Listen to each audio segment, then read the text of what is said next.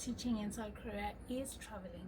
If you ever wondered how you can explore Asia and still earn a full-time salary, and then this video is for you.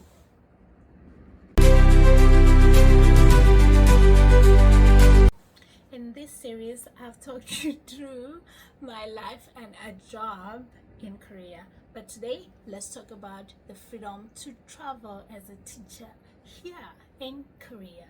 As a South African, of course.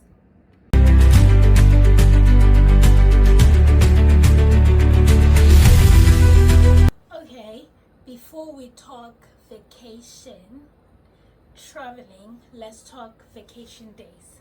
So it depends. When you're working at a public school, your vacation days are more than you would get if you're working at a Hagwon, which is a private academy. I work at a private academy. So in public schools, they get 21 days. If I'm mistaken, they are going to, if anyone from a public school says this video and feels that I've shared wrong information, then they'll feel free to comment and say the right number of days that they get. But as Hagwons, we get 10 to 15 days. I get 11 days, which means one of those days I get to choose when I want to use it. But the other 10 days, they are given to me as my vacation by the school. So it goes with a school calendar. So I get 5 days in summer, I get 5 days in winter. And then what else? We also get public holidays, official holidays. We get them, no questions asked. Those are just ours. So I wanted to say that before we move on to the next stage, which now you will see how you can divide your holidays and travel within your available days. Actually, moving on to the next one.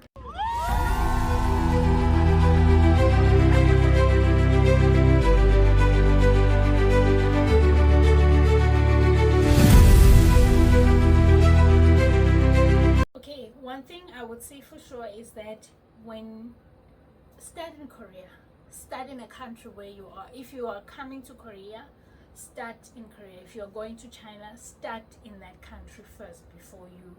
It's just my advice, but feel free to do as you wish. But I will say start in Korea. Korea has many beautiful places to see, sights to see.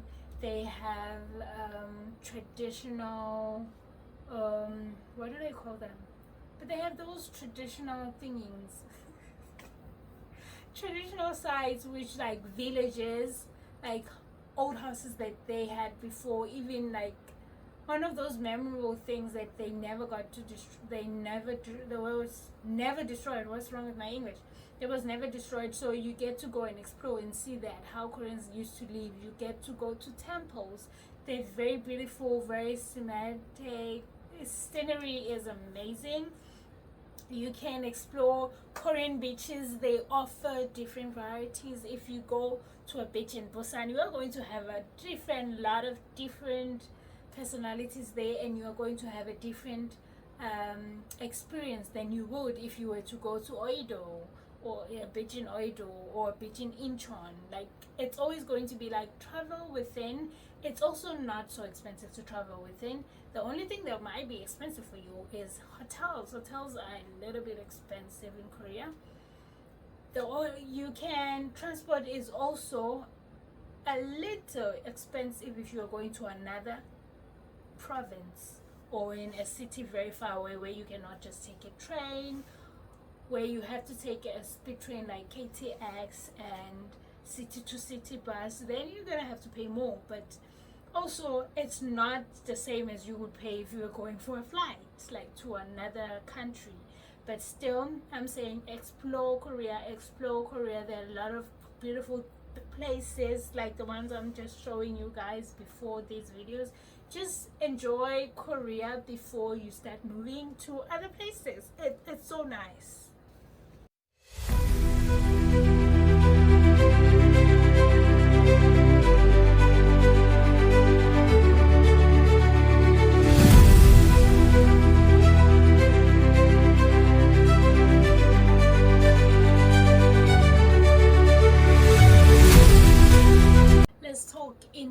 hotel traveling. Now you are moving outside Korea, so we have very short flights going to Japan, China, Vietnam, Philippines, Malaysia. For China, please do check the visa thingy, and if you book early, it's cheaper to book earlier than the month you are supposed to go, or even like 3 weeks before. It's also cheaper. But if you're booking like you have like a week, or on the same week you're traveling, of course it's going to be expensive. As you can explore, imagine you're going to China.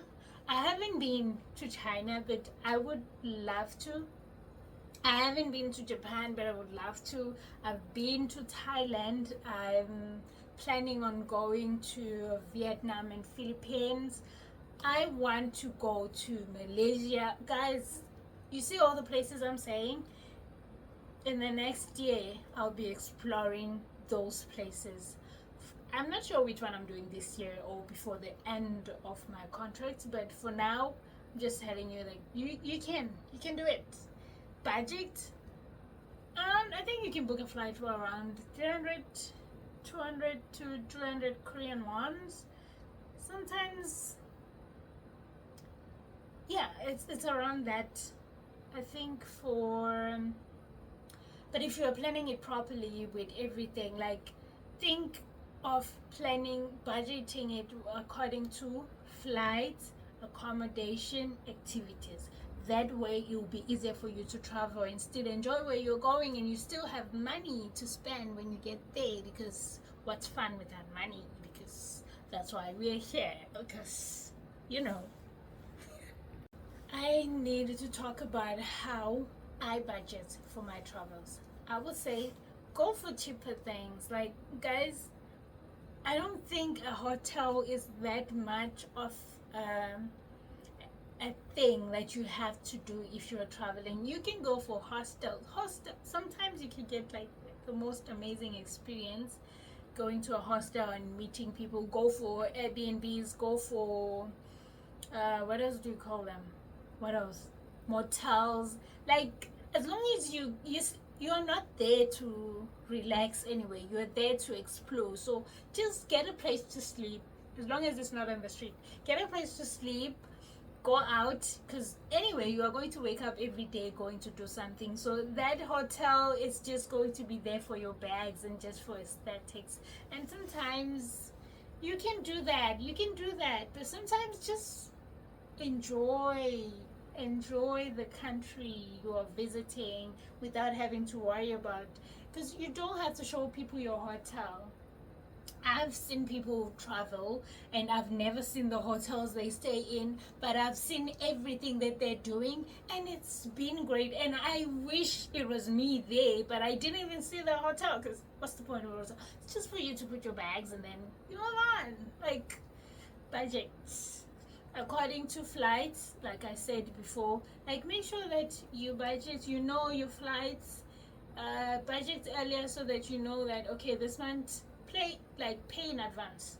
This month I'm doing flights, next month I'm doing activities, this month I'm doing hotel.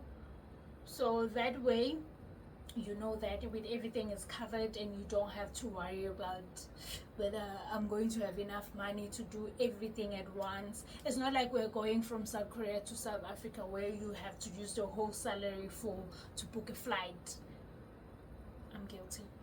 Not talking about that. I've said some of these things before, which is like, when you travel to other countries, you get to experience a new culture.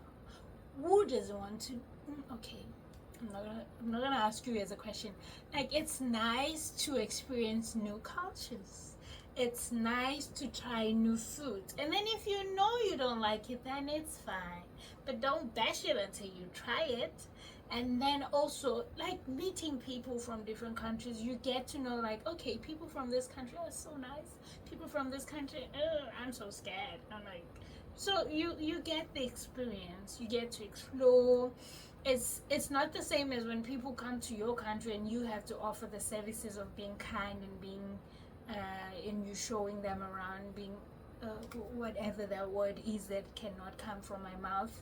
And when you are going to other people's countries, that's their comfort zone. So that's when you get to experience their culture in their own space, then them coming to your country. Because if they come to you, it means they are going to experience, not you. You're only going to hear the stories of what they're saying their country is like. But if you go there, you get to experience, you get to have fun, you have to embrace everything, memories. How nice is that? So let's not forget that when you travel during your summer breaks or your winter breaks or your long weekends, take advantage of that, is that you also get to get away from teaching, taking a break from working and pouring into yourself rather than pouring to the students. So I think we all like that, having fun while we have money, right? Before we end this up, I want to say this. When I was coming to Korea, I didn't think that there would be a time where I would want to travel outside of Korea or to other countries. I've always said growing up that I want to travel, but I didn't know how I can do that because obviously I didn't have money. But now that I'm here, I'm seeing myself exploring, going to other countries. I'm adventurous since I got here. Like, I want to see things. You know, I'm that introvert that want to stay home, but when I'm done staying home, I want to go out, be seen, and then come back and recharge, and then go back and be seen, then come back and recharge. You know what I mean? I know there are people like me who want to travel, but we still enjoy being home, closer to home or where we call home. And who doesn't want that? And Korea offers you to be able to do that. So you come, you're working, you have money, you can travel, you can see other countries. Bonus for everyone.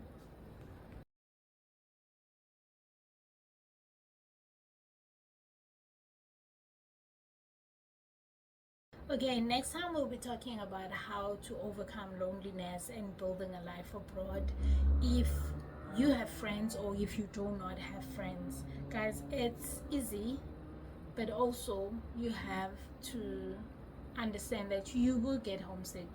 Next episode, stay tuned. I love you. Don't forget to like, subscribe, and comment. Why are you not guys saying anything? Like, you don't have anything to say? Like, come on. Love you. Bye.